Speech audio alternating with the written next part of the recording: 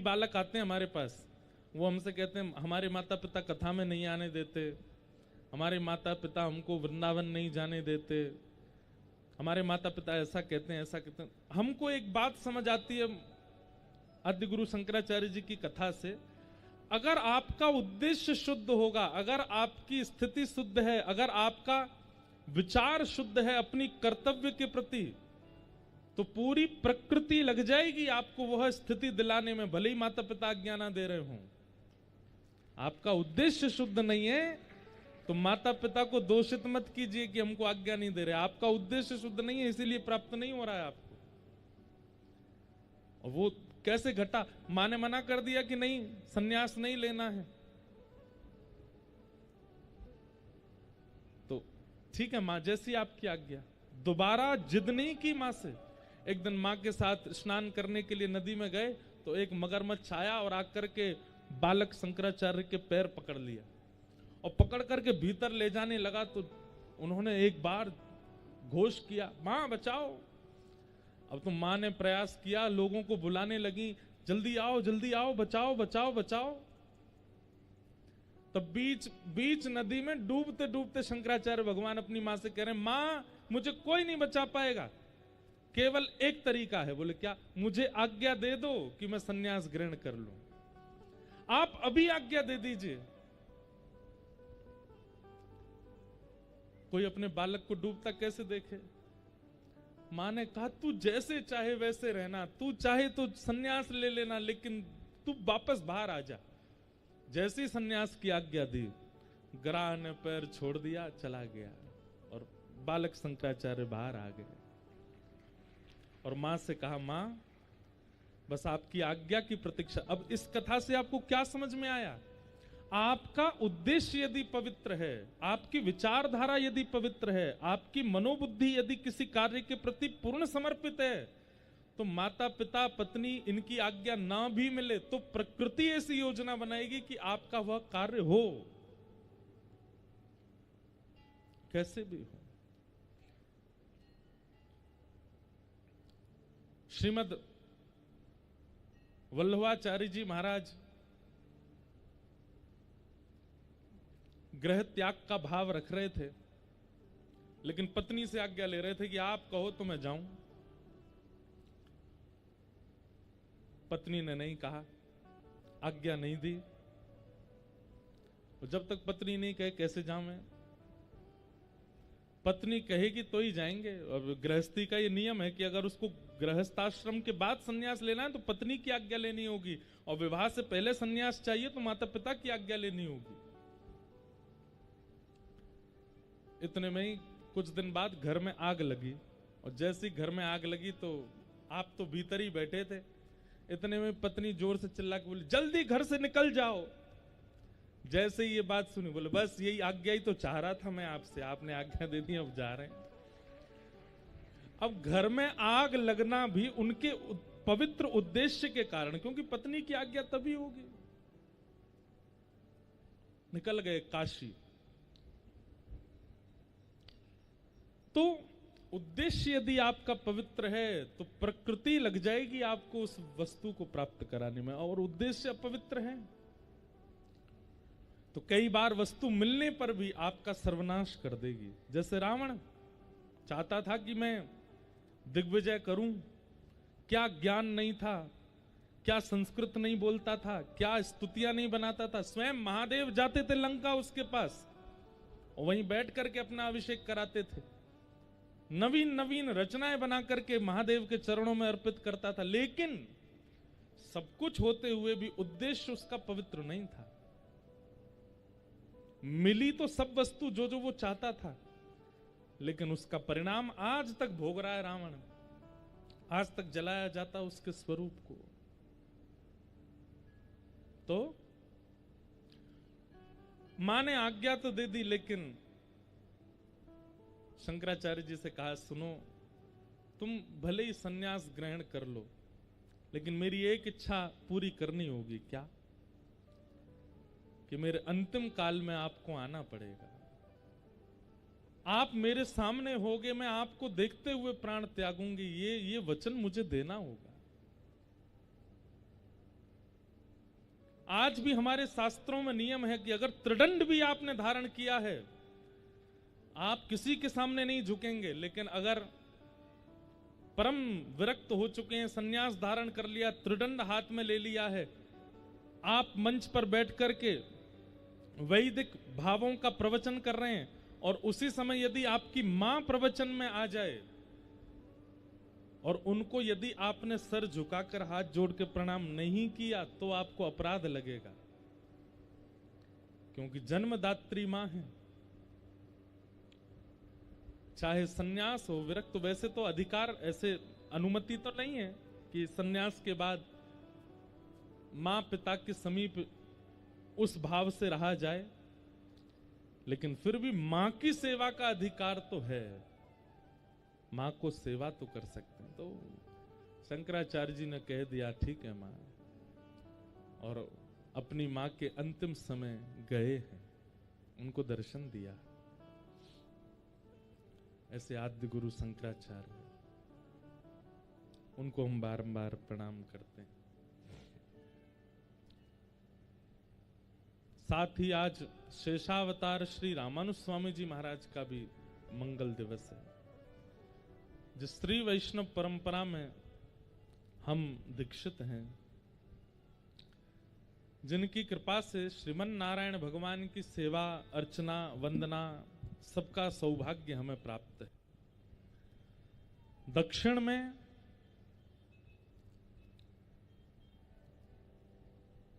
चार संबंध हैं भगवान नारायण के रामानुजाचार्य जी से, पिता, पुत्र, गुरु और शिष्य। रामानुजाचार्य जी को ठाकुर जी गुरु भाव से भी देखते हैं, शिष्य भाव से भी देखते हैं, पिता भाव से भी देखते हैं, पुत्र भाव से भी देखते हैं। श्री तिरुपति बालाजी नाम सुना सबने। श्री तिरुपति बालाजी के जो ठाकुर जी हैं वो रामानुजाचार्य जी को अपना गुरु मानते हैं, ठाकुर जी गुरु मानते हैं रामानुजाचार्य जी को।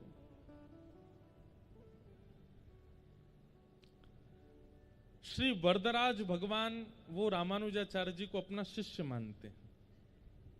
यहां पे भगवान गुरु हैं और रामानुजाचार्य जी शिष्य हैं।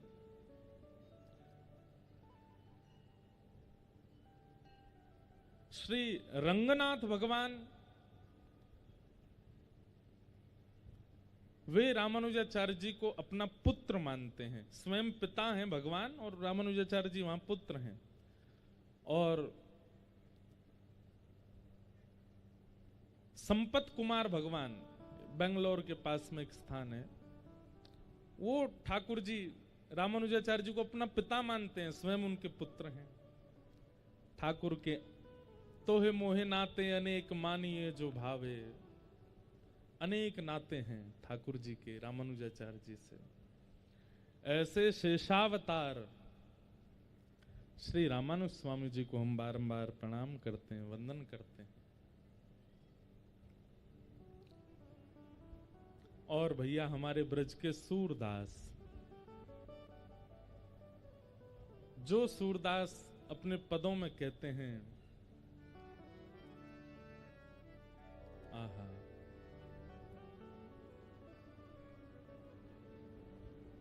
तो नेत्र नहीं है उनके, लेकिन बिना नेत्रों के भी ठाकुर जी के उस स्वरूप का दर्शन करते हैं जो नेत्र वाले भी नहीं कर सकते।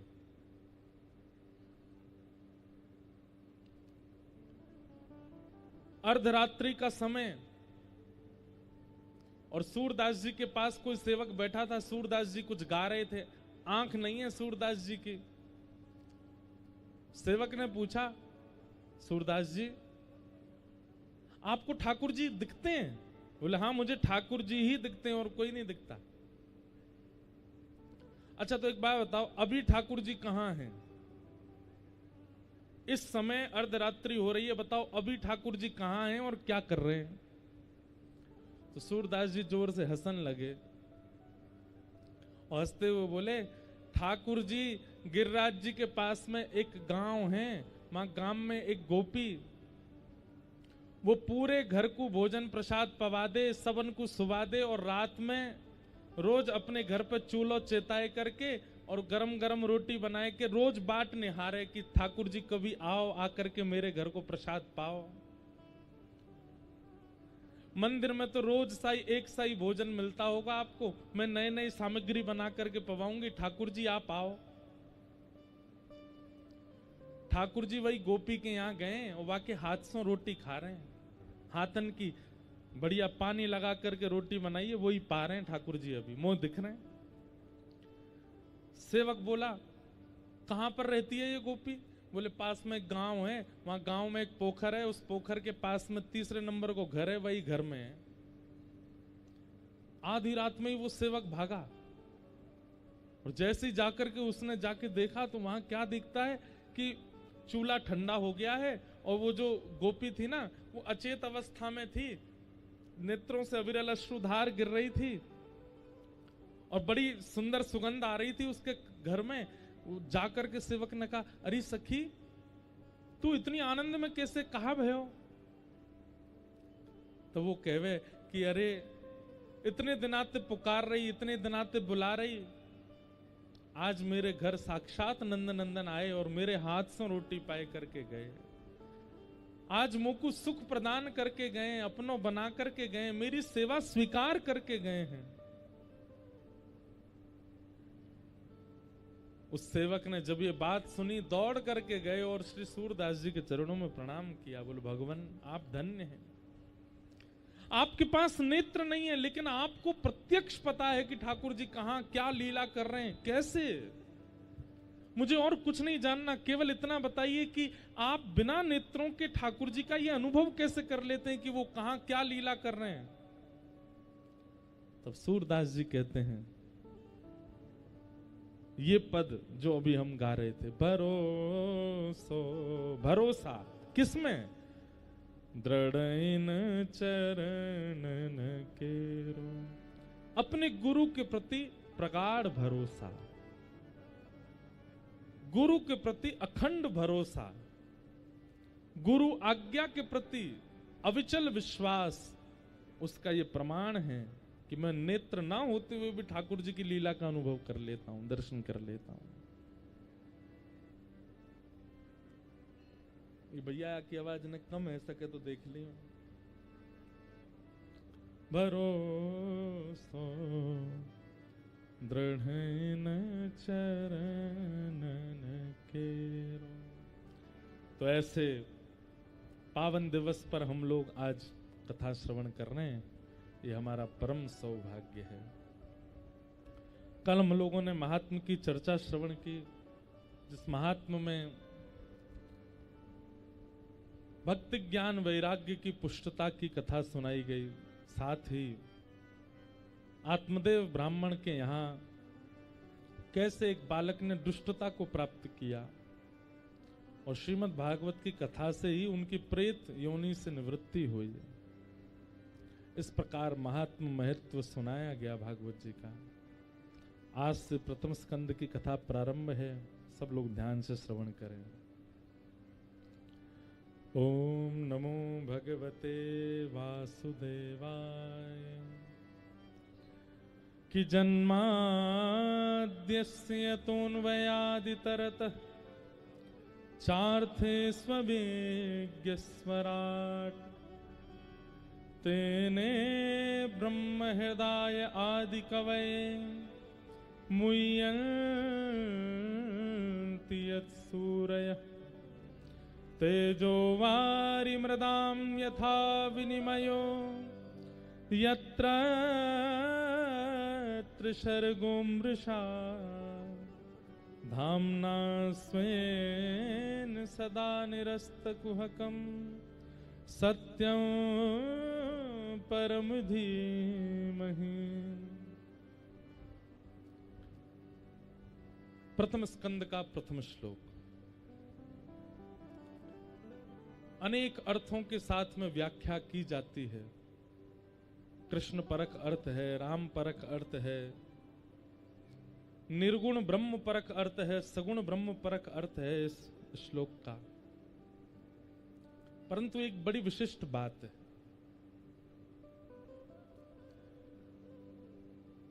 श्री वेदव्यास जी महाराज का हृदय करुणा से भरा है, तब भागवत की रचना हुई।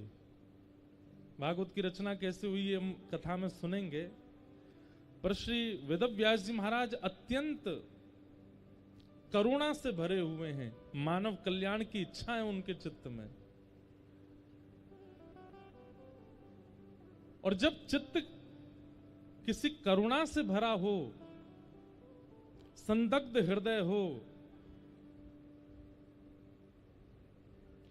तब ऐसी ही स्तुति प्रारंभ हुई है। जकारांत से ही प्रारंभ किया गया है। गोपियों ने गोपी गीत गाया, जयत तेदिकम जन्मना ब्रजः, वहां पर भी जकारांत है। पृथ्वी का हरण करके ले गया है हिरण्याक्ष, तब बराह भगवान की स्तुति भी जकारांत से की गई। जय जय जय जाम जित दोष ग्रवीत गुणा, वेद स्तुति भी जकारांत से की गई।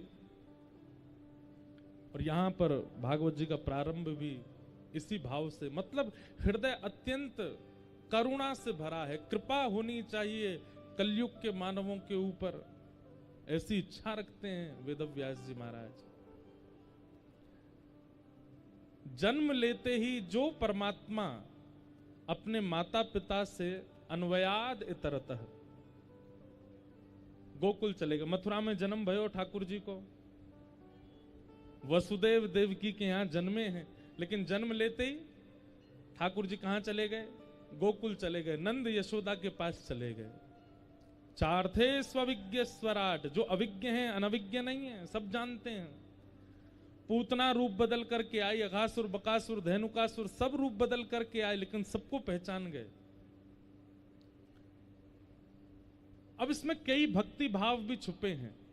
जैसे अन्वयाद तरतः ठाकुर जी चले गए, इसका मतलब क्या है?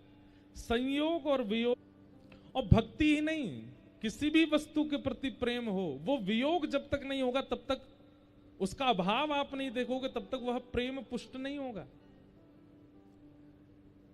रोटी की कीमत वो ज्यादा जानते हैं जिनको रोटी पाने को नहीं मिलती। जल की कीमत वो ज्यादा जानते हैं जिनको नहाने के लिए भी जल नहीं मिलता। कई बार भक्त माता, भक्त पिता, भक्त भैया, भक्त बहन, भक्त पति, भक्त बच्चे, सब कोई भक्त भक्त हो जाते हैं ना, तो एक उनमें से ऐसा होता है कि उसके अंदर भक्ति होती नहीं है। क्यों? बहुत सहजता में मिल गई। पूरी अयोध्या का इतना सुंदर वर्णन किया गया, लेकिन फिर भी मंथना नहीं बदली, उसके चित्त में तनिक प्रेम नहीं आया। तो कभी कभी वियोग का होना बहुत जरूरी है। आप लोग वृंदावन से दूर रहते हैं और वृंदावन से बहुत प्रेम करते हैं, तो वृंदावन से जो दूरी है ना, ये वरदान है आपके लिए कि आप दूर रहते हो, इसीलिए वो प्रेम और बढ़ रहा है। जो लोग वृंदावन में नित्य रहते हैं, वृंदावन में ही उठते, वृंदावन में ही सोते, वृंदावन में ही खाते, कहीं ना कहीं वृंदावन इतना मात्रा में उनको प्राप्त हो गया कि वो वृंदावन के मूल रूप को पहचान नहीं पाते। हम अपनी बात कर रहे हैं, हम व्यास मंच से वृंदावन के स्वरूप का वर्णन इसलिए कर पाते हैं क्योंकि वृंदावन से दूर रहते हैं, क्योंकि वृंदावन में जन्म लेकर के भी वृंदावन से बहुत बाहर रहने का अवसर मिलता है, मतलब वियोग। तो ठाकुर जी जन्म लेते ही माता पिता से दूर चले गए, इसका मतलब क्या है? भक्ति जीवन में आए और आकर के अगर विरह ना देवे तो समझिएगा भक्ति पुष्ट नहीं होगी आपकी। विरह तो होगा, व्याकुलता तो होगी, सबको तो नहीं, पर हाँ 7वें दिन जब कथा विश्राम होगी यहां पर कई लोगों का चित्त बहुत व्याकुल हो जाएगा कि अब हम कैसे करें, अब हम क्या करेंगे, अब तो कथा पूरी हो गई, अब कैसे निकलेगा समय। ये विरह व्याकुलता आवश्यक है। किसी की भक्ति में यदि वो जो चाहता है वो मिल जाता है। उसकी इच्छा हुई कि ठाकुर जी का उत्सव करना है, कर लिया। उसकी इच्छा हुई ठाकुर जी का श्रृंगार करना है, कर दिया। ठाकुर जी को बद्रीनाथ ले जाना है, ले गया। आप जैसा भक्ति में विचार करते हैं वो वैसा पूर्ण होने लग जाता है। इसका मतलब आपको वियोग नहीं मिला, और वियोग ना मिलने के कारण भक्ति पुष्ट नहीं हो पाती। भक्ति की पुष्टता में तो वियोग आवश्यक है। तो ठाकुर जी अपने माता पिता को जन्मदात्री माता पिता को छोड़ के अन्वयाद इतरतः गोकुल चले गए। और वहां भी कैसे रहते हैं? बोले चार्थे स्वविज्ञ स्वराट, सबसे विज्ञ हैं। कौन आर्थी है, कौन अर्थार्थी है, सबसे विज्ञ हैं, सब जानते हैं। और कैसे हैं? बोले स्वराट, कृष्ण परक अर्थ है। गोपियां कभी कभी ठाकुर जी से मक्खन छुपा करके अंधेरे में धर देती हैं। लाला अंधेरे ते भय लगे, भीतर ना आवे गो। लेकिन ठाकुर जी कैसे हैं? बोले स्वराट। एक कृष्ण करणामृत ग्रंथ है, उसमें विल्लु मंगल जी वर्णन करते हैं, बहुत ध्यान से सुनिएगा।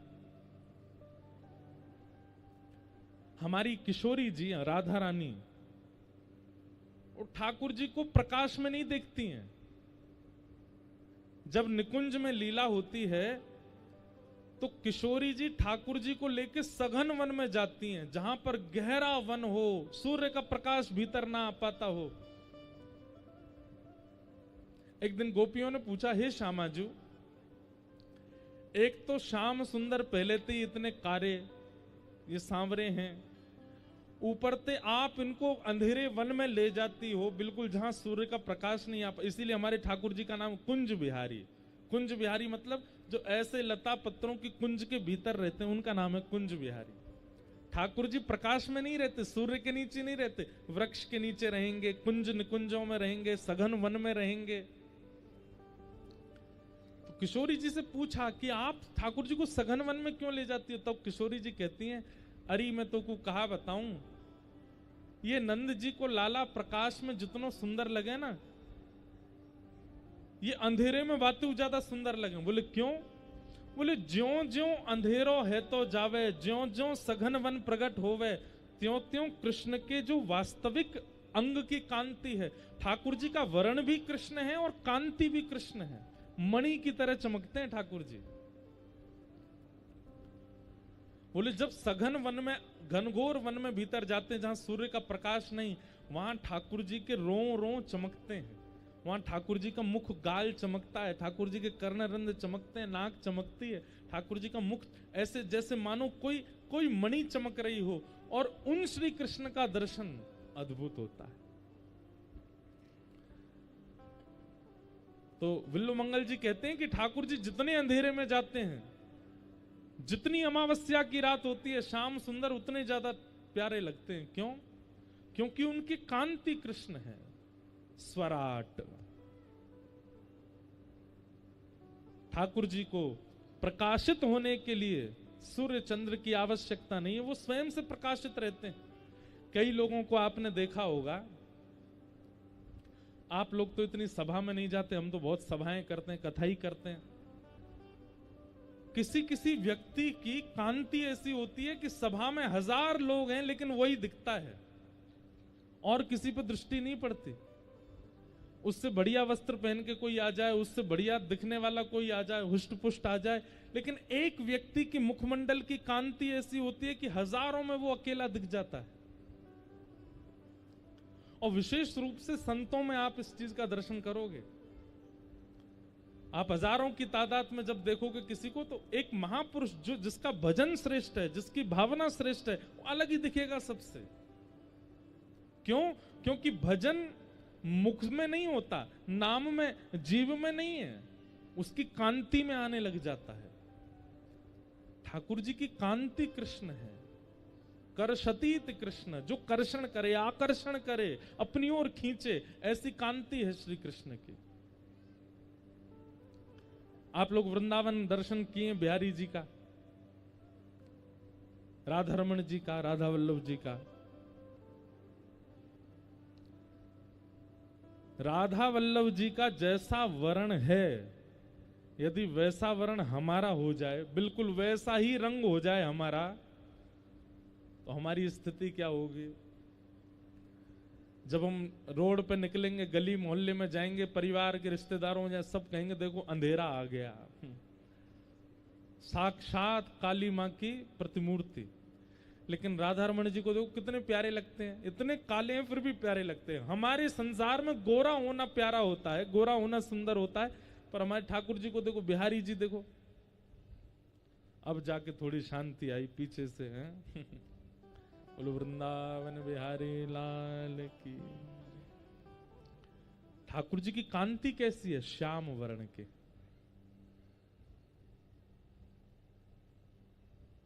ब्रज जन प्रियतम बाल मुकुंदम राधा रमणम हरे हरे राधा रमणम हरे हरे। केसर तिलकम कृष्ण वरणम केसर तिलकम कृष्ण वरणम केसर तिलकम कृष्ण वरणम केसर तिलकम कृष्ण वरणम राधा रमणम हरे हरे राधा रमणम हरे हरे ब्रज जन प्रियतम बाल मुकुंदम राधा रमणम हरे हरे राधा हरे हरे। कृष्ण वर्ण है ठाकुर जी का। आहा इदानिम कृष्णताम गत। लेकिन फिर भी कैसे हैं, बोले स्वराट, प्रकाशित रहते हैं ठाकुर जी। कितनी भी अंधेरे में छिपाए दें गोपी ले जाके मटको, लेकिन ठाकुर जी जैसे जैसे अंधेरे में प्रवेश करते हैं वो स्वयं ही चमकने लग जाते हैं और उनको दिख जाता है कहां क्या है। ब्रह्म परक अर्थ ऐसा है कि सूर्य चंद्र को भी जो अपने अपने से तेज प्रदान करते हैं, प्रकाशित करते हैं, वो स्वराट। और तेने ब्रह्म हृदय आदि कवि, आदि कवि ब्रह्मा को भी जिन्होंने अपनी लीला से ज्ञान प्रदान किया। संपूर्ण कृष्ण लीला है एक ही श्लोक में। जब ग्वाल बालों का हरण करके ले गए ब्रह्मा जी, तब ठाकुर जी ने अपनी बाल लीला से उनके चित्त का जो संशय था उसको विनाश किया, उसको दूर किया। मुह्यन्ति यत् सूरयः, अपनी लीला पर गिरिराज धारण करके देवताओं के राजा इंद्र को भी जिन्होंने मुह्यन्ति मोहित कर लिया। चरणों में आकर के प्रार्थना करने लगा इंद्र, पिता गुरुस्त्वम जगतामधीशो, आप मेरे पिता हैं, आप मेरे गुरु हैं, आप जगत के पिता गुरु हैं, मुझे क्षमा करें। ऐसे श्री कृष्ण यत्रत्र शर्गोम वृषा, जिनकी लीला से यह माया रूपी सृष्टि भी कभी कभी सत्य सी प्रतीत होने लगती है। जो सृष्टि अमृष है, सत्य नहीं है। एक पानी के उठे बुदबुदे की तरह है, कभी भी नष्ट हो सकती है। लेकिन इसका अर्थ करते हुए हमारे ब्रज के रसिक संत कहते हैं कि अगर कृष्ण भक्ति चित्त में है तो यह सृष्टि भी कहीं ना कहीं सार्थक लगेगी, ये माया भी सार्थक लगने लगेगी। जिनकी लीला, जिनकी कथा, जिनका स्मरण, जिनका नाम इस पृथ्वी की स्थिति को सार्थक बनाता है। धामना स्वेन सदा निरस्त कुहकम सत्यम परम धीमहि। ऐसे ठाकुर जी जिन्होंने 3 स्थानों पर लीला की, ब्रज धाम, द्वारिका धाम और हस्तिनापुर, और तीनों लीलाओं को करते हुए अंत में उद्धव को अपना ज्ञान उपदेश प्रदान करते हुए, भागवत धर्म का निरूपण करते हुए वही परम सत्य अपने स्वधाम को प्रस्थान कर गए। ऐसे परम सत्य श्री कृष्ण को हम बारंबार प्रणाम करते हैं, उनको वंदन करते हैं। सत्यम परम धीमहि, सत्य और परम सत्य। ठाकुर जी परम सत्य है, ठाकुर जी सत्य हैं, पर ठाकुर जी की लीला परम सत्य है, ठाकुर जी का नाम परम सत्य है। ऐसे परम सत्य परमात्मा को हम वंदन करते हैं। सत्यम परम धीमहि, 3 बार सत्य की वंदना है भागवत जी में, प्रारंभ में, मध्य में और विश्राम में।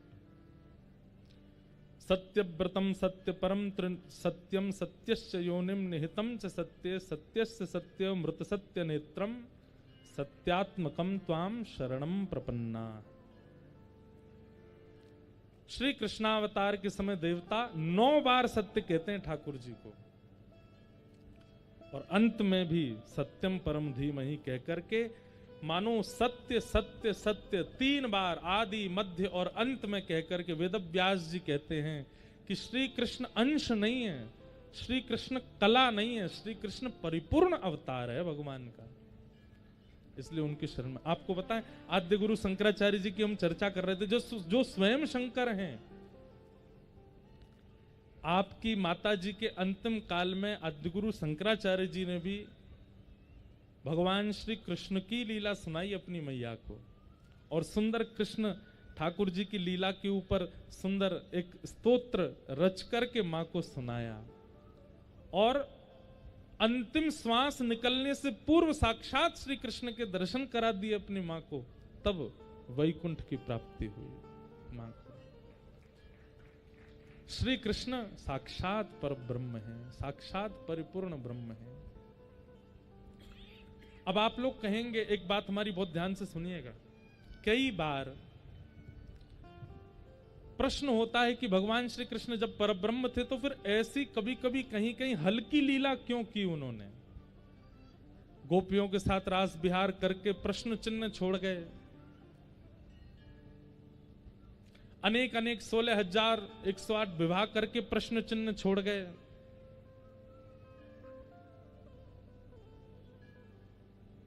कहीं ना कहीं ये प्रश्न है, वो जब परमात्मा थे तो उनको ऐसी लीला करनी थी कि उस पर कोई प्रश्न उठा ही ना सके।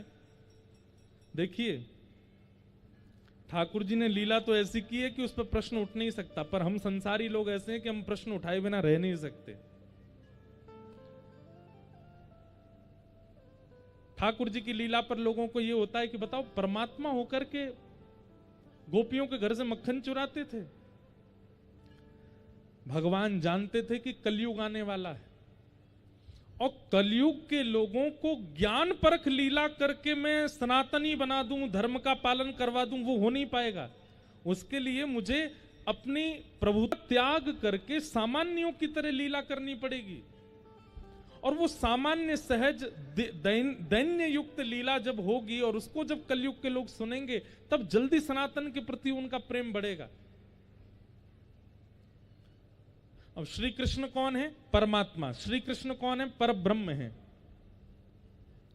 जिनकी भ्रकुटी टेढ़ी करने पर पृथ्वी पर भूचाल आ जाता है, वो परमात्मा। उनकी वृंदावन में स्थिति क्या है? बड़ी सुंदर लीला है। एक गोपी यशोदा मैया के पास आई, मैया ते आके बोली, मैया मेरे घर में आज पूजन होएगा। ब्रजभाषा समझोगे आप लोग?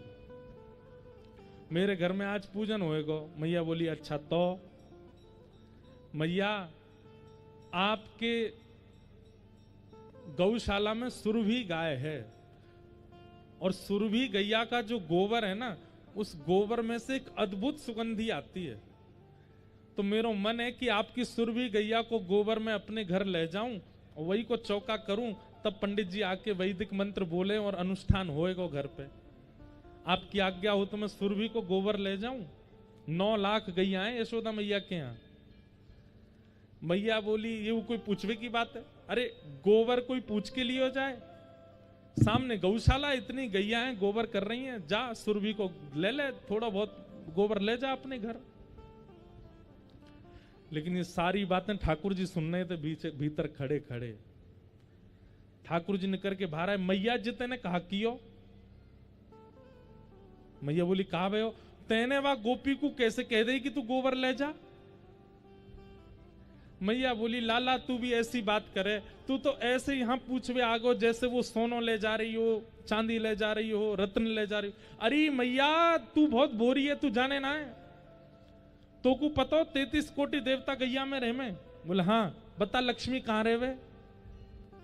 यशोदा मैया बोली लक्ष्मी तो गोबर में रहे। तो बोले तेने अपनी घर की लक्ष्मी दे दी, दूसरी गोपी है और यूं कह रही है सोनो तो दियो ना, चांदी तो दियो ना। मैया जा घर में गैया को गोबर ना गिरे ना, वहां घर ते लक्ष्मी चली जाए, और तेने अपनी घर की लक्ष्मी दे दी वाह, मैं तो ना ले जान दूंगा। यशोदा मैया हंसन लगी, अच्छा तो तू जा, तू गोपी से बात कर ले। अब ये पर ब्रह्म की लीला है, परमात्मा की लीला है। सुनो, ठाकुर जी गए गोपी के पास, जाके खड़े है गए, एरी गोपी हाँ लाला ऐसी ऐसी मुफ्त में ले जाएगी तू गोबर है, कछु दे के जानो पड़ेगा तो है। गोपी बोली लाला गोबर की कोई रकम होवे, गोबर को कोई दाम होवे। अरे हम गोकुल में रहे जहां लाखों गौवंश है, वाको नाम गोकुल है, अनेकों गोबर हैं सब जगह, लेकिन मोको तो सुरभि को गोबर चाहिए, या हमारे लेवे आ गई, और या को कोई दाम थोड़ी होयो करे। ठाकुर जी बोले नहीं हम तो दाम लेंगे। बता गैया कौन की? बोले लाला तेरी। या गैया ने जो चारों खाए वो चारों कौन को? बोले लाला तेरो। वह चारों को पैसा दे के खरीद के कौन लाया? बोले हमारे पिताजी। वह चारे को कौन ने खाया? वो गैया ने। गैया ने खा के भीतर गोबर बनाए के कियो, तो गोबर कौन को? लाला गोबर भी तेरो। तो तू कैसे ले जाएगी? छोड़ यहीं पे। नहीं ले जान दे रहे। गोपी बोली लाला मेरे घर उत्सव होएगा। बोले दाम दे दे और ले जा। बोले कहा दाम दूं तू बता। बोले तू जितनो गोबर ले जाएगी उतनो अपने घर को मक्खन दे जा। हमारे यहाँ गोबर के बदले मक्खन मांग रहे हैं। जितनी परात गोबर ले जाएगी उतनी परात भर के मक्खन दे जा। गोपी बोली लाला मक्खन तो बहुत महंगा होवे, मक्खन की गोबर ते कहा तुलना। बोले ना हमारो तो गोबर भी मक्खन के समान है, ना तो कभी रोटी पे चुपड़ के खाई लियो, हमारे गोबर है। आनंद आ जाएगा तो। गोपी बोली अच्छा ठीक है मैं मक्खन दे जाऊंगी, मुझे जान दे। अब गोपी जैसी परात उठाए के ले जाने लगी। ठाकुर जी बोले एक बात बता, अब तू कितनों गोबर ले जाएगी, बाकी गिनती कौन करेगा? ठाकुर गोपी बोली गिनती तो लाला तो ये करनी पड़ेगी। ठाकुर जी बोले भाई मैं अभी तक विद्यालय गयो ना हूं, मुझको गिनती आवे ना है, मुझे तो गिनती ना आवे, मैं किस करूंगा? गोपी कछु और रास्ता बता, गिनती कैसे होएगी? तो गोपी बोली अच्छा लाला एक बात बताओ। बोले हाँ, मैं जितनी परात उठाऊंगी, तो जैसे एक परात उठाऊंगी तो वहां मैं तेरे नेक्स्ट 100 गोबर निकाल के तेरे गाल पे चिपका दूंगी, और जितनी बार गोबर ले जाऊंगी उतनी बार गोबर निकाल तेरे मुंह पे चिपका दूंगी, और अंत में यशोदा मैया ते तू गोबर गिनवा लियो कितनी बिंदी है, उतना मक्खन दे जाऊंगी। ठाकुर जी बोले हाँ जे बात जे बढ़िया है। अब गोपी गोबर उठावे, वहां में से नेक्स्ट 100 गोबर को टीपा निकाल के ठाकुर जी गाल पे चिपका दे, ठाकुर जी के माथे पे चिपका दे। हर बार जितनी बार, अब गोपी के काम तो हो चुका पूरा, जितना गोबर चाहिए उतना ले जा चुकी है, लेकिन ठाकुर जी के गाल पर गोबर लगाने में इतना सुख मिल रहा, बार बार आ रही है, यहाँ लगा दे, कभी यहाँ लगा दे, कभी यहाँ लगा दे, कभी नाक के ऊपर। और ठाकुर जी भी इतने आनंद से लगवा रहे हैं कि आज तो मेरे मुंह में पानी आ रहा है। दूसरी गोपी के घर से मक्खन आवेगो, घर पे आनंद आवेगो। ठाकुर जी इतने प्रसन्न है रहे हैं, जैसे कोई बालक को पिताजी कहते हैं चॉकलेट दिलाऊंगा तो बालक उछलने लगता है, चॉकलेट मिलेगी। ऐसे ठाकुर जी बड़े आनंद में आज हमारे घर दूसरी गोपी के घर से मक्खन आवे को। कमी नहीं है घर में, लेकिन बच्चों का स्वभाव है दूसरे के घर की सामग्री ज्यादा बढ़िया लगती है। इतने में गोपी ने कहा कियो अब की बार जब गोबर उचायो तो लाला के बगल में जाए के नेक वो परात टेढ़ी कर दी, और वो गोबर सबरो ठाकुर जी के मुंह पे ही गिर गो, सबरो मुंह पे गिर गो।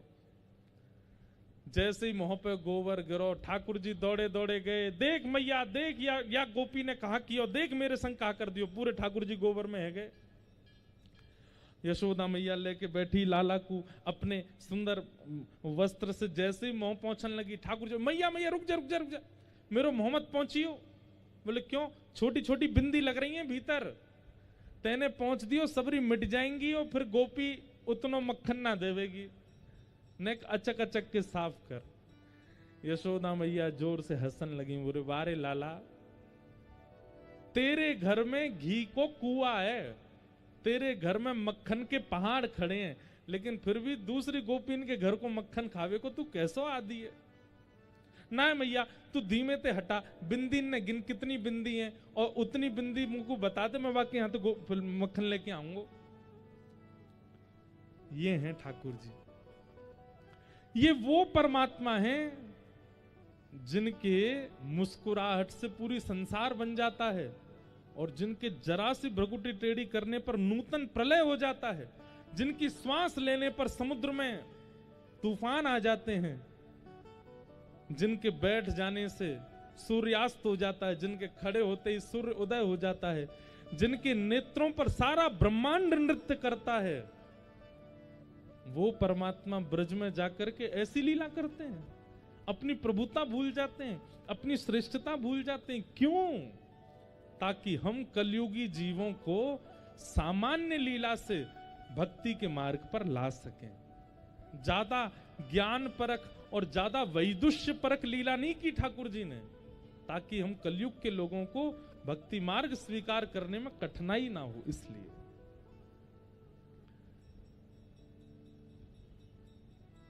अब श्री कृष्ण की लीला अगर ऐसी होती कि भगवान जन्म लेते ही उनको सोने का मुकुट धरा दिया गया, सोने के वस्त्र आभूषण धरा दिए गए, ठाकुर जी रोते भी नहीं है, ठाकुर जी तो अपनी अवस्था में रहते हैं, वो तो परमात्मा हैं, वो तो धीमे धीमे कभी कभी आंख खोलते हैं।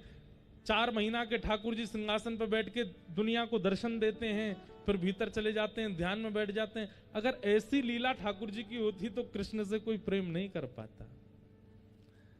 ये प्रेम क्यों कर रहे हो आप ठाकुर जी से?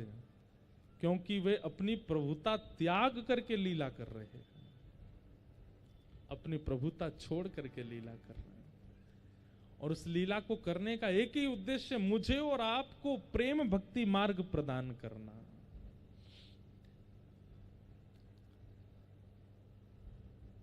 लेकिन वो भले ही कैसी भी लीला करते हो, वो परम सत्य हैं, वो साक्षात परमात्मा हैं, उन्हें हम प्रणाम करते हैं। सत्यम परम धीमहि धर्म प्रोजित कैतवोत्र परमो निर्मत्सराणां सताम वैद्यं वास्तवमत्र वस्तु शिवदं तापत्रयोन्मूलनम् श्रीमद्भागवते महामुनि कृते किंबा परीरीश्वर सद्यो हृदयवरुध्यते कृतभिः शुश्रूषुभिस्तत्क्षणात्। बहुत सावधानी से सुनिएगा। विषय, अधिकारी, संबंध और प्रयोजन, 4 बातें। सबसे पहला, भागवत जी का विषय क्या है? आप लोग कथा सुनने के लिए आए हैं, कई लोग जबलपुर से इतनी दूर से आ रहे हैं, कई लोग और दूर दूर से आ रहे हैं। यहाँ अमरपुर नाम है गांव का, अमरपुर। यहाँ पर पवई धाम हनुमान जी के चरणों में, ये आपको हम सत्य बता रहे हैं, बड़े बड़े आनंद में आप लोग कथा सुन रहे हैं। शहरों में कथा होती है तो फिर स्थिति ऐसी होती है कि कहाँ बैठे हैं, कहाँ सुन रहे हैं, ऐसे इतनी भीड़ हो जाती है। लेकिन यहाँ पर आप लोग बड़े आनंद से बैठ के सुन पा रहे हो, ऐसा लग रहा है 1 to 1 बात हो रही है। तो ये सौभाग्य है कि ऐसी जगह पर आप कथा सुन पा रहे हो।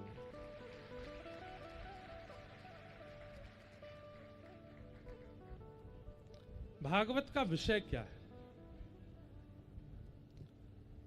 तो धर्म प्रोजित कैतवोत्र परमो,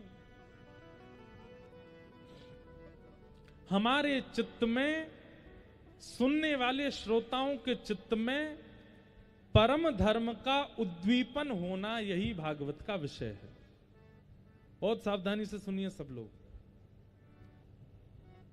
सुनने वालों के चित्त में परम धर्म का उद्दीपन होना, लेकिन हमारी ऐसी कोई क्रिया जिससे मैं तो संभल गया, मेरा परिवार तो संभल गया, लेकिन बाकी सब बिखर गए, वो अधर्म है। जैसे पात्र होता ना, कटोरा, कटोरी, थाली, वही है धर्म का स्वरूप। उसमें रोटी भी आ जाओ संभाल लेते हैं, दाल डाल दो, सब्जी डाल दो, लड्डू डाल दो, गुड़ डाल दो, मिर्च डाल दो, सलाद डाल दो, सबको थाली संभाल लेती है। और जितनी विकसित होगी उतनी सामग्री डाल दो, सब संभाल लेगी, किसी को भी फैलने नहीं देती। यही है धर्म का स्वरूप। हम अपने जीवन का ऐसा निर्माण करें कि हम सबको संभालने में सक्षम हों, सबको धारण करने में सक्षम हों। हमारी ऐसी क्रियाएं हों, ऐसी विचारधाराएं हों, ऐसे कर्म हों जिससे सब समझ जाएं, वो धर्म है। और परम धर्म क्या है जिसके लिए यहां भागवत जी कह रही हैं? परम धर्म किसे कहते हैं? स्वयं ऐसी क्रिया करना जिससे सब समझ जाएं, ये धर्म है।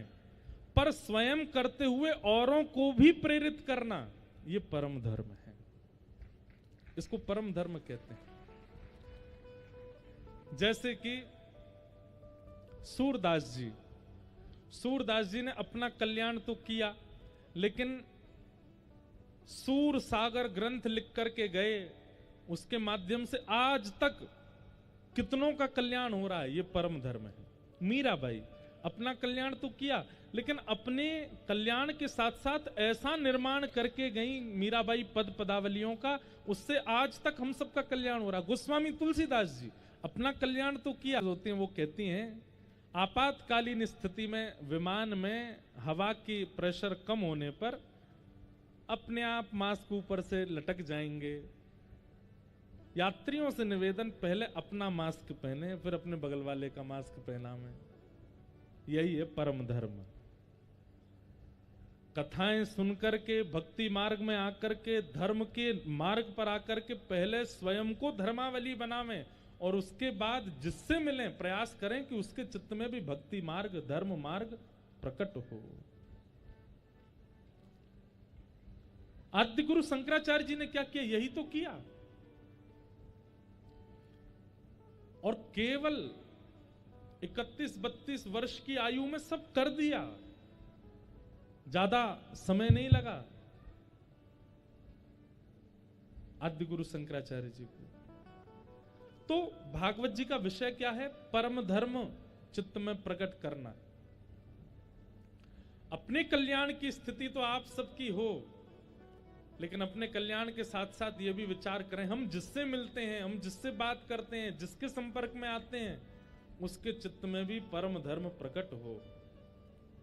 एक बात बोलें, हमसे तो ये काम बन जाता अपने आप ही। अभी ऐसा हो चुका है कि हम कहीं भी जाते हैं, हवाई जहाज में जाएं, ट्रेन में जाएं, तो 5-6 लोग अगर मिले हैं ना, तो उनमें से 3 लोग तो जय श्री कृष्ण राधे राधे बोलते ही मिलेंगे। अरे हवाई जहाज में एयर होस्टेस वेलकम बोलती ही नहीं है, अब तो राधे राधे ही बोलती हैं। देख के महाराज जी राधे राधे, आप राधे राधे करके ही स्वागत करती हैं। और अब तो सब जानने लग गए, पहचान जाते हैं सब जगह। औरों को तो पैसा दे करके भोजन देते हैं, हमको तो फ्री में ही सेब, अनार, केला दे जाते हैं। बोलो महाराज जी आप तो प्रेम से पाओ। तो परम धर्म का मतलब क्या है? जैसा देश वैसा वेश नहीं, जैसे हम वैसे सब हो जाएं, ये परम धर्म है। कई बार ऐसा होता है कि धर्म का पालन करने वाले लोग कई बार स्थिति परिस्थिति देख करके अपना तिलक मिटा देते हैं, अपनी कंठी माला उतार देते हैं। क्यों? वहां पर अलाउ नहीं है, वहां के लोग स्वीकार नहीं करते। तो ऐसे स्थान को आप कैसे स्वीकार कर सकते हो जहां पर आपकी भक्ति स्वीकार ना की जा रही हो?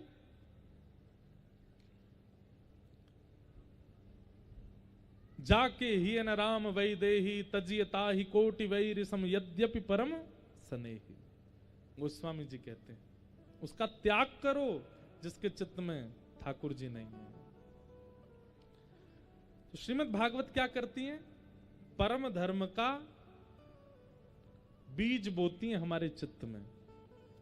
और एक बात हमारी बहुत ध्यान से सुनिएगा, आप यदि श्रीमद् भागवत के श्रोता बन चुके हैं और लंबे समय तक भागवत जी की कथा सुन रहे हैं, तो आपके चित्त में एक स्थिति आ जाएगी, क्या? तजो रे मन हरि विमुख न को संग, तजो रे मन हरि विमुख न को संग, जाके संग कुमति उपजत है, जाके संग कुमति उपजत है, पढ़त भजन में भंग, पढ़त भजन में भंग, तजोरे मन हरि विमुख न को संग, तजोरे मन हरि विमुख को। एक बात बोल रहे हैं हम, बहुत ध्यान से सुनिएगा, यह भी परम धर्म है। क्या?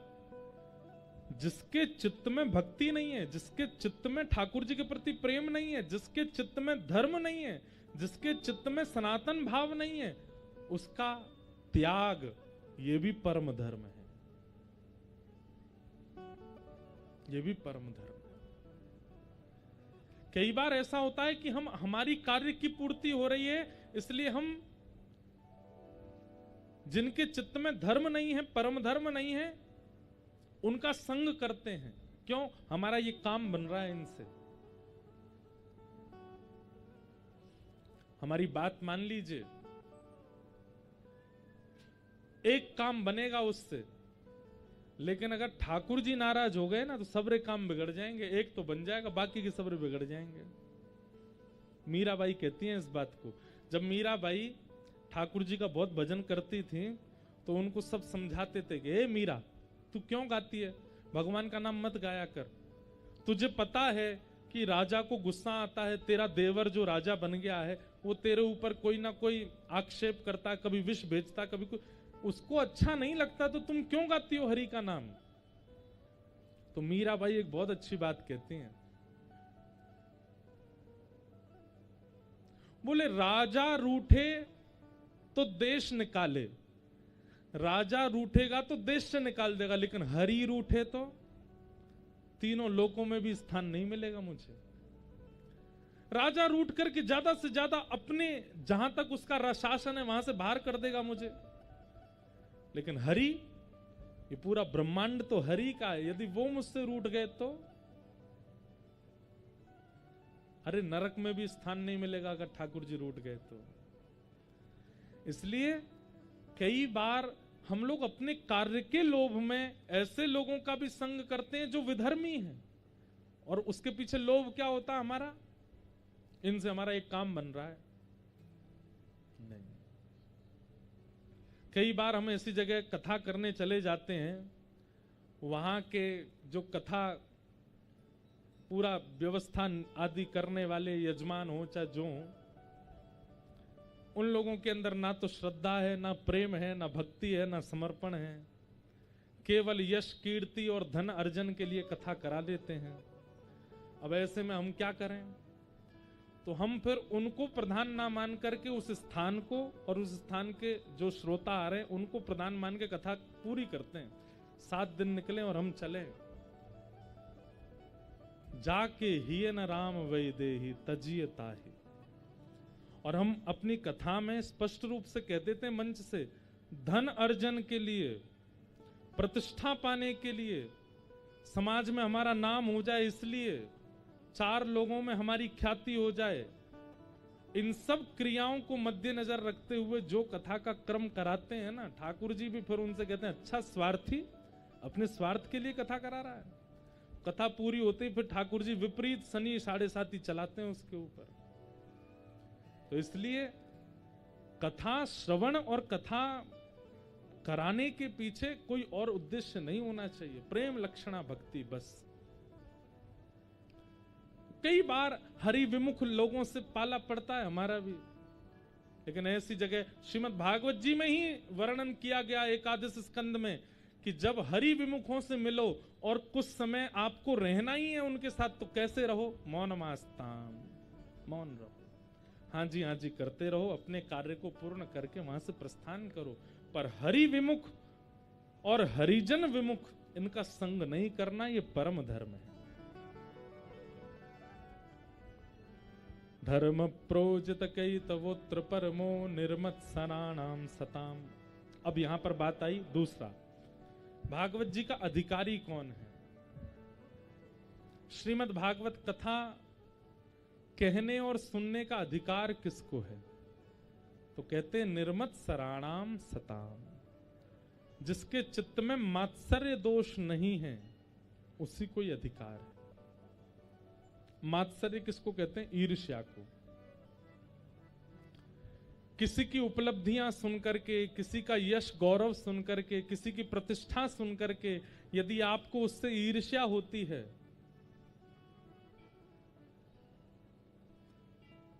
तो आप मात्सर्य दोष से युक्त हो, आपको कथा सुनने का अधिकार नहीं है। हमारे पड़ोसी की कमाई हमसे ज्यादा हो रही और आपको जलन हो रही है उससे, तो आप कथा समझ नहीं पाओगे, सुन नहीं पाओगे।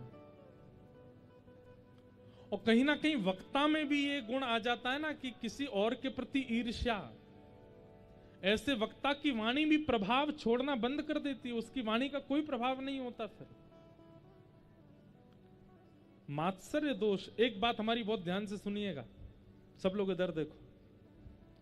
आपके अंदर यदि क्रोध दोष है, आपके अंदर यदि लोभ दोष है, आपके अंदर यदि काम दोष है, आपके अंदर यदि मोह दोष है, सब स्थितियों में आपको ठाकुर जी स्वीकार कर लेंगे, लेकिन ईर्ष्या दोष है कभी स्वीकार नहीं करेंगे ठाकुर जी। हमने आज तक नहीं सुना कि ठाकुर जी ने किसी ईर्ष्यालु पर परम कृपा की हो ना, ईर्ष्यालु पर कृपा नहीं करते ठाकुर जी। जिसके चित्त में ईर्ष्या है, और वही है मात्सर्य दोष, निर्मत्सराणाम सताम। इसलिए ईर्ष्या दोष से बचिए, मात्सर्य दोष। कल हम लोग तुकाराम जी की बात सुन रहे थे। संत श्री तुकाराम जी महाराज वो ज्यादा ज्ञानी नहीं थे, ज्यादा संस्कृत साहित्य उनको नहीं आता था। अपनी मराठी भाषा में कीर्तन लिखते थे और बहुत सुंदर कीर्तन गाते थे। अब ये तो मध्य प्रदेश है, यहां तो मराठी हम बोल नहीं सकते, 2-3 अभंग मुझे आते हैं तुकाराम जी के। सुंदर ते ध्यान उभे विटेवरी, सुंदर ते ध्यान कर कटावरी थे बुनिया, सुंदर ते ध्यान। तुकाराम जी क्या कह रहे हैं, बहुत ध्यान से सुनना। जिसका ध्यान इतना सुंदर है वो प्रत्यक्ष में कितना सुंदर होगा। जिसकी कथा इतनी सुंदर है वो प्रत्यक्ष में कितना सुंदर होगा। जिसका स्मरण इतना सुंदर है, जिसकी व्याख्या इतनी सुंदर है, वो प्रत्यक्ष यदि सामने आ गया तो हमारा क्या होगा। आहा, तुकाराम जी महाराज बहुत ज्ञानी नहीं थे, लेकिन अब ज्ञान भी 2 प्रकार का होता है। एक तो होता है केवल शास्त्रीय ज्ञान और एक होता है व्यवहारिक ज्ञान। कई लोगों को शास्त्रीय ज्ञान तो बहुत होता है, लेकिन व्यवहार में, लेकिन विचार में, लेकिन किसी की समस्या के समाधान में शून्य होते हैं वो। लेकिन कई लोग ऐसे होते हैं, अब हमारे देश के प्रधानमंत्री, उनके पास कोई बहुत बड़ी डिग्री नहीं है। कई बड़े बड़े स्कॉलर्स और बड़े बड़े पीएचडी और आदि आदि अपनी योग्यताओं को प्राप्त किए हुए उनके साथ रहते हैं, लेकिन उनका व्यवहारिक ज्ञान इतना अद्भुत है कि उसके आगे देश के अन्य देशों के राष्ट्रपति भी नतमस्तक रहते हैं। उनको अंग्रेजी बोलनी नहीं आती, लेकिन वो अमेरिका जाते हैं तो वहां के राष्ट्रपति को भी 2-4 सूत्र बताए आते हैं। क्यों? व्यवहारिक ज्ञान बहुत अद्भुत है उनका। और कई लोग, अब किसी की निंदा नहीं है, पर हमारे भारत के एक प्रधानमंत्री रहे हमारे काल में ही, नाम नहीं लेना मुझे, हम लोगों ने उनका दर्शन किया है। वो बोलते इतना अच्छा नहीं थे, उनका व्यवहारिक ज्ञान इतना अच्छा नहीं था, पर अर्थशास्त्री थे। उनके समय पर हमारे भारत की इकोनॉमी बहुत अच्छी थी, लेकिन वो जितने दिन प्रधानमंत्री पद पर रहे कुछ नहीं बोले। उनका एक भी स्पीच आज तक फेमस नहीं है।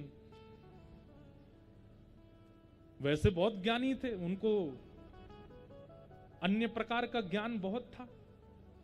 तो ऐसे ही श्री तुकाराम जी महाराज जो थे, इनको संस्कृत बोध नहीं था, लेकिन ये मराठी में बहुत अच्छे अच्छे कीर्तन बना के गाते थे और ठाकुर जी के आगे नेत्र सजल करके गाते थे। तो एक पंडित जी थे, रामेश्वर प्रसाद नाम था उनका, इसको कहते हैं मात्सर्य दोष, ध्यान से सुनना। तो तुकाराम जी का इतना यश होने लगा कि छत्रपति शिवाजी महाराज भी उनका कीर्तन गाते थे, सुनते थे। तो एक दिन रामेश्वर प्रसाद को इतना क्रोध आया, बोले हम यहां पर घर परिवार छोड़ करके और दिन रात पढ़ाई लिखाई करके इतने विद्वान बने, इतना ज्ञान हमने अर्जित किया अपने अंदर, हमको कोई पूछता नहीं है।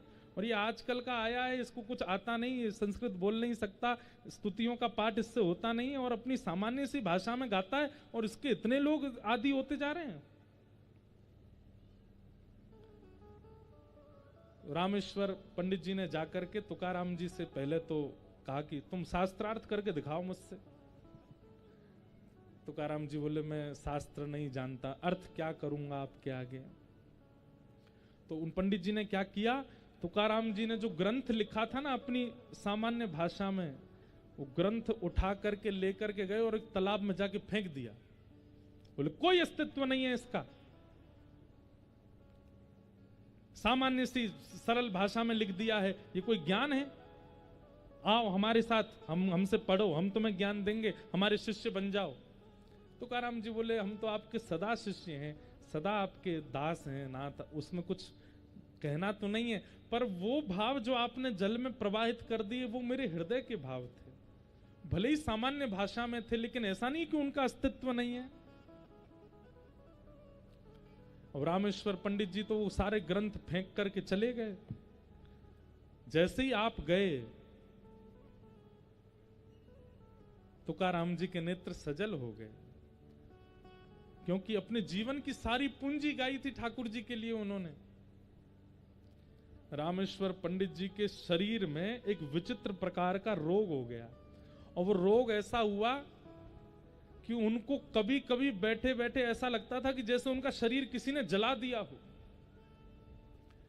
ऐसी ज्वलनशीलता होती, खूब लेप लगाते, चंदन लगाते, नदी में स्नान करते, जहां दिखता कुछ भी नहीं था, लेकिन जलन पूरी होती थी उनको। वैद्यों के पास गए, बड़े बड़े औषधालयों में गए, लेकिन कहीं भी ठीक नहीं हो पाए। अंत तो गत्वा एक दिन बड़े व्याकुल चित्त से ठाकुर जी से कहने लगे, मैंने आपकी इतनी स्तुतियां रचना की, इतना ज्ञान, इतना आपको रिझाया, इतना आपने मेरे को इतनी पीड़ा क्यों दे रहे हैं? मैंने क्या अपराध किया ऐसा? एक बात सुनेंगे हमारी, घर में कोई कलेश चलता है, आपके शरीर में कोई कष्ट है और अनेक प्रयासों से भी वो ठीक नहीं हो रहा है, तो इसके पीछे निश्चित ही कोई वैष्णव अपराध है। आपने किसी वैष्णव का अपराध किया है, किसी भक्त का अपराध किया है, जिसके कारण ये हो रहा है। उसी समय आपने खूब वैद्यों के चक्कर लगा लिए, खूब डॉक्टरों के पास चले गए, खूब प्रयास करने पर भी वो व्यवस्था ठीक नहीं हो।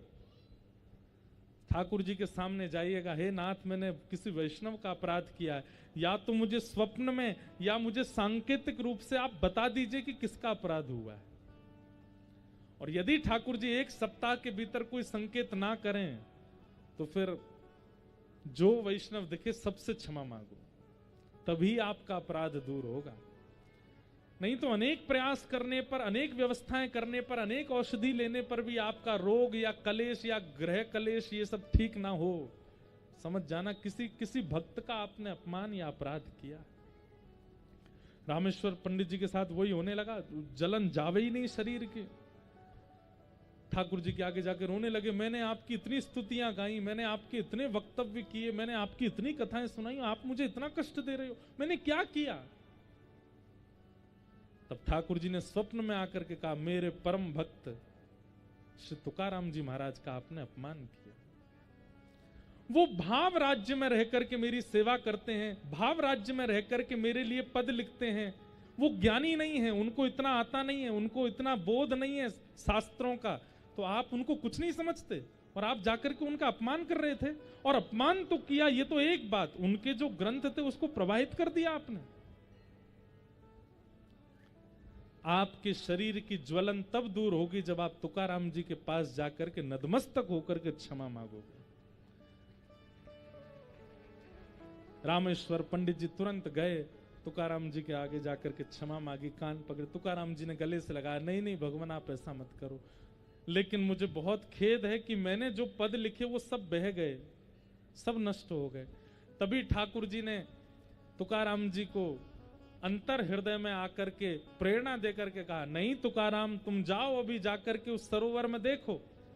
और जैसे तुकाराम जी ने जैसे सरोवर में जाके देखा तो तुकाराम जी के द्वारा लिखे गए जितने भी पद थे वो ऐसे तैर रहे थे जैसे कमल पर कितनी भी बूंद आ जाए वो उसको गीला नहीं करती, ऐसे सारे पत्र कमल के भांति हो गए और उन पर जल का कोई प्रभाव नहीं और सब सुरक्षित हो गए। तुकाराम जी ने सबको लेकर के हृदय से लगाया। इसका मतलब क्या है, ये कथा हमने क्यों सुनाई? मात्सर्य दोष, दुनिया में जितने दोष हैं, काम, क्रोध, लोभ, अहंता, ममता आदि आदि जो भी आपके अंदर दोष हैं, सब एक तरफ और ईर्ष्या एक तरफ। बाकी जितने भी दोष हैं उन सबके साथ ठाकुर जी आपको स्वीकार कर लेंगे। ठाकुर जी ने क्रोधियों को भी स्वीकार किया है, कामियों को भी स्वीकार किया है, मोहियों को भी स्वीकार किया है, अनेक अनेक दोष युक्तों को ठाकुर जी ने स्वीकार किया, लेकिन ईर्ष्यालु को स्वीकार नहीं किया। एक कथा आप मुझे नहीं सुना सकते कि किसी के चित्त में ईर्ष्या थी लेकिन वो रोज मंदिर जाता तो ठाकुर जी ने उसको स्वीकार कर लिया, कभी नहीं। ईर्ष्यालु ठाकुर जी को प्रिय नहीं है। इसलिए भागवत जी के द्वितीय श्लोक में द्वितीय भाव में कहा गया, अधिकारी कौन है कथा का? निर्मत्सराणाम सताम, जिसके चित्त में मात्सर्य दोष नहीं। इसलिए भैया अभी विचार कर लीजिए किससे ईर्ष्या होती है आपको, और जिसके नाम से, जिसके रूप से, जिसके काम से आपको ईर्ष्या होती है, इन 7 दिन की कथा के बाद वो ईर्ष्या प्रेम में बदलनी चाहिए, नहीं तो आपका कथा सुनना व्यर्थ हो जाएगा।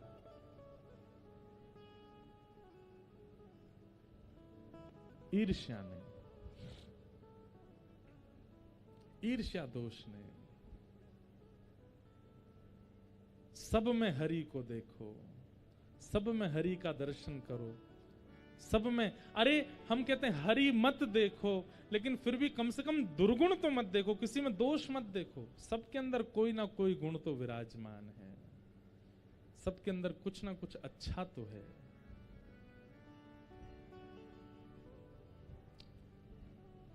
ढूंढ लिया जग सारा मैंने, दर्शना तेरा पाया।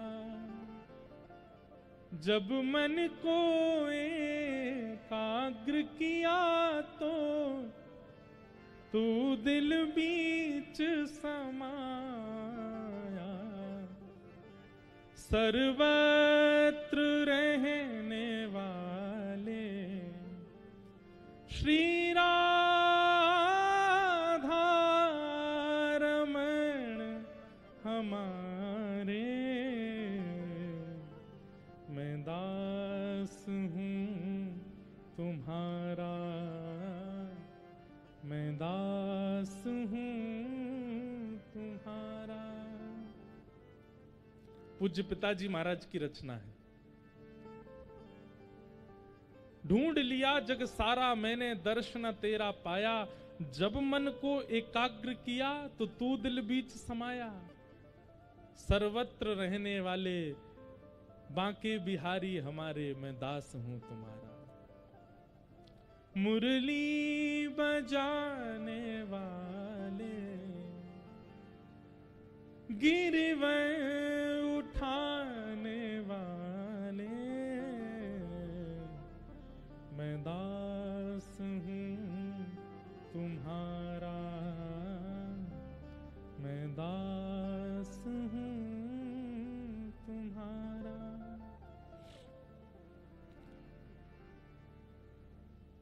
सबरिया जामिल गणिका तारी, मुझको क्यों बिसराया। सबरिया जामिल गणिका तारी, मुझको क्यों बिसराया। कृष्ण चंद्र सुन बिनती हमारी, मैं द्वार तुम्हारे आया। हृदय में रहने वाले बांके बिहारी हमारे, मैं दास हूं तुम्हारा, मैं दास हूं तुम्हारा। खम वायु अग्निम सलिलम महिम च ज्योतिम से सत्वानि दृशो द्रुमादीन, सरित समुद्रांश हरे शरीरम यत्किंच भूतम प्रणमेत अनन्यम। एकादश स्कंद में कहते हैं सब में ठाकुर जी को देखो, लेकिन मैं कहता हूं ठाकुर जी को सब में देखना मुश्किल है, नहीं दिखेंगे। तो कम से कम इतना कर लें कि सब में दोष ना देखें, सब में अवगुण ना देखें। उसका गुण क्या है वो प्रधान रखिए, उसकी श्रेष्ठता क्या है, उसकी योग्यता क्या है वो ध्यान में रखिए। हम में और परमात्मा में यही अंतर है, या फिर ऐसा कहूं राक्षसों में और देवताओं में अंतर यही है। देवता सब में गुण देखते हैं और राक्षस वो अपने अलावा सब में अवगुण देखते हैं। वो हम गुणवान हैं, बस हमसे ज्यादा योग्य कोई नहीं है। महाराष्ट्र के संत श्री विनोबा भावे कहते हैं राक्षस में और मानव में अंतर क्या है, राक्षस में और देवता में अंतर क्या है। बोले सब में गुण का दर्शन करे वो देवता है, और अपने अलावा सब में अवगुण का दर्शन करे वो राक्षस है। उसको लगता है मुझसे बढ़िया कोई नहीं है, मैंने ये किया, मैंने ये किया, मैंने ऐसा किया, मैंने ये किया, बाकी तुमने क्या किया, तुम्हारा कोई कर्तव्य कर्म थोड़ा ही है।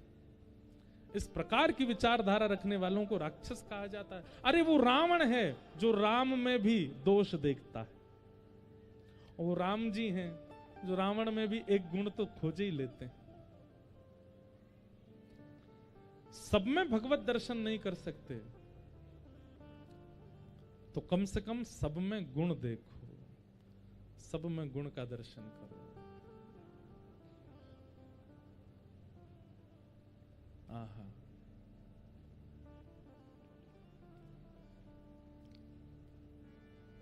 निर्मत्सराणाम सताम। मात्सर्य दोष युक्त होकर के कथा सुनी नहीं जा सकती और ना कही जा सकती है, इसलिए मात्सर्य दोष का त्याग करो। और तीसरी बात क्या कहते हैं, वैद्यम वास्तवमत्र वस्तु शिवदम। विषय, अधिकारी और अब आया संबंध। भागवत जी हमारा किससे संबंध कराती हैं? बोले वैद्यम वास्तवमत्र वस्तु शिवदम। जो वास्तव में संबंध बनाने योग्य हैं उनसे संबंध बनवाती हैं, और वो भी कैसा? शिवदम, कल्याणकारी। इस संसार में वास्तव में संबंध बनाने योग्य केवल एक हैं, श्री कृष्ण। हम लोग नेताओं के पीछे भागते हैं, इनसे संबंध बन जाए हमारा, इनके साथ फोटो खिंच जाए हमारी, सेलिब्रिटीज के पीछे भागते हैं।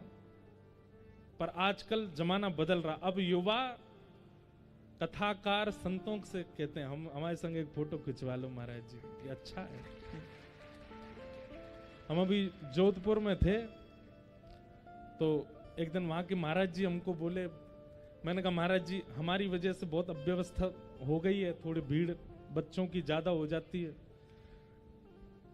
एक बालक तो सुबह से भूखा, रात में 11 बजे मिला मुझे, उसके सब घर वाले बोले इसने सुबह से कुछ खाया नहीं, बोले मिलूंगा एक फोटो खिंचाऊंगा, पैर छूंगा तब कुछ खाऊंगा। मैंने कहा भैया ऐसा संकल्प क्यों लेते हो? तो वहां के जो महाराज जी थे वो, उनसे हमने कहा महाराज जी हमारी वजह से बहुत अव्यवस्था सी हो गई है। तो बोले नहीं नहीं मैं वो नहीं देख रहा हूं, मैं ये देख रहा हूं कि किसी समय पर फिल्म अदाकारों के पीछे, नेताओं के पीछे लोग भागते थे, अब कम से कम कथा सुनाने वाले के साथ में खड़े होने को ऐसे हो रही है, अच्छी बात है। बोले इन युवाओं को चरस गांजा मदिरा पीने वालों के साथ फोटो खिंचाने का शौक होता था, अब हरी कथा सुनाने वालों के साथ शौक है, तो ये अच्छी बात है। अब धीरे धीरे प्रयास कर रहे हैं कि इस व्यासपीठ से कुछ हो। संबंध बनाने योग्य केवल या तो हरि हैं या हरि के जन हैं। हम तो आपसे एक बात कह दें, संतों से संबंध बना लिया करो। जैसे जो संत मिलते हैं ना, उनसे मत कहो पर मन में मान लो। जैसे कोई जबलपुर में संत मिल गए नर्मदा जी के तट पर, उनको प्रणाम किया, उनकी छवि बड़ी अच्छी लगी, उनके वक्तव्य बहुत अच्छा लगा, मन में मान ये हमारे चाचा जी हैं, आज से यही हमारे चाचा हैं, असली चाचा यही हैं। वृंदावन के कोई महाराज जी मिले, ये हमारे मामा जी हैं।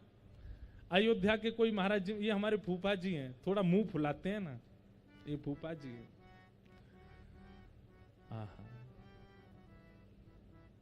संतों से संबंध बना लो।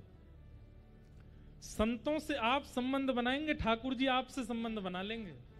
हमारे परम पूजनीय प्रातस्मरणीय श्री बक्सर वाले मामा जी, कुछ लोगों ने नाम सुना होगा उनका। बड़े सरल, बड़े सीधे, बड़े सहज श्री नारायण दास भक्तमाली जी महाराज, उनको सब मामा जी कहते थे। तो मैंने एक बार सेवा की उनके उत्सव में भी। मामा जी तो सिया जी के चरणों में विराजते हैं, तो उनका आज तक चलाया हुआ राम सीता विवाह महोत्सव होता बक्सर में। बड़े बड़े महापुरुषों ने वहां कथा की, दास को भी सौभाग्य मिला। हम योग्य तो नहीं है, लेकिन फिर भी वहां बुलाया, हमसे कथा कराई। तो मामा जी, एक बार मामा जी से किसी ने कहा, बोले पूरी दुनिया आपको मामा जी कहती है क्योंकि आप सीता जी को अपनी बहन मानते हो, लेकिन सीता जी आपको अपना भैया मानती हैं, इसका क्या प्रमाण है आपके पास? आप सीता जी को बहन मानते हो, इस संबंध से सब आपको मामा बोलते हैं, पर सीता जी आपको अपना भाई मानती है, इसका कोई प्रमाण है?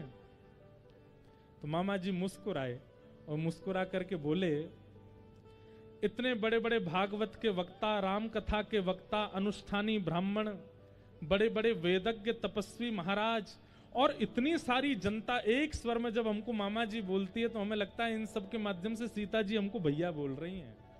इतने संतों के द्वारा हमको मामा जी जब कहा जाता है, तो ये प्रमाणित है कि सीता जी भी हमको भैया मानती हैं। संबंध बनाओ।